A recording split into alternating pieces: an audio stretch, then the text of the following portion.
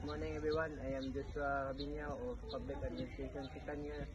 So join me as I search an example of Fibonacci sequence and golden ratio in nature. So let's go. So the first example is the snail. Now take a look at this snail shell. It grows in a logarithmic spiral which follows the golden ratio approximately 1.618. So these spiral shapes allow the snail to grow without changing its proportions, keeping it balanced and strong. The same spiral appears in hurricanes and galaxies and even the way ferns are unfurled. So the second one I find in nature is the sunflower. So look at the sunflower. Its center is packed with tiny florets, and if you count the spiral moving clockwise and counterclockwise, you'll find Fibonacci number like 34 and 55 or 55 and 89.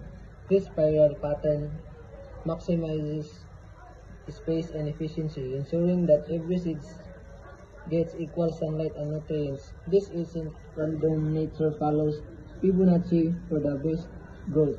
That's all for the examples of Fibonacci sequence and golden ratio. Goodbye and thank you.